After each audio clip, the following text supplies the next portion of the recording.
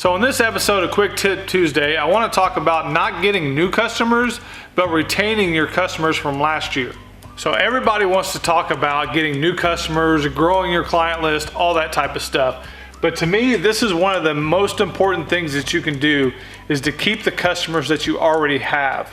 Sometimes good loyal customers are hard to find, so when you have them and you've had them for a year or two, you want to keep in contact with them. So one of the first things I do right around this time of year is I will email my customers and let them know that I'm still alive. Basically what I'm doing with this email is, like I said, I just want to remind the customer that I'm still here, I'm still in business, and I did a good job for you last year, and I would like to do that again this year. So in the email that you send to your customers, you could put something like, hey, last year we did this, this, and this for you. Would you like us to do that again? We're also offering these services this year. So here's an example. So let's say you have a customer, her name is Mrs. Smith. Mrs. Smith has been happy with your work. You mowed her yard every week last year. She really loved it, but you want to get more out of Mrs. Smith. You want to offer Mrs. Smith more services this year.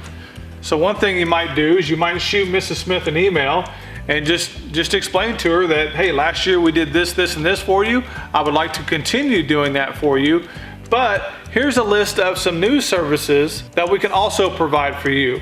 You know, you might get into doing some spring aeration, some weed control and fertilizer, some bed maintenance, remulching, all that type of stuff. The biggest thing you want to do is you want to remind your customers and let them know what you have going on. You got to get it in their brain. Right now it's February. They're not thinking about lawn care, but you want them to be thinking about lawn care. So you want to send out emails. In my experience, a lot of customers just don't reply or are just not into it this time of year.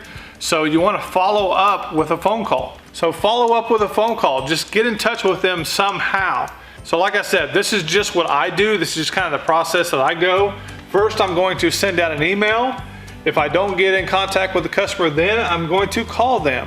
And I'm going to call them and I'm just going to do the same thing that I wanted to do in the email. I'm just going to say, hey, hi, I hope you had a good Christmas. I want to chit chat with them for a couple minutes. So once you do that, and then you just kind of simply put it out there, say, hey, just wanted to let you know, Mrs. Smith, that we're doing spring aerations this year. Get you booked up and we get you taken care of. We're also doing some overseeding, and we're doing all kinds of these different services.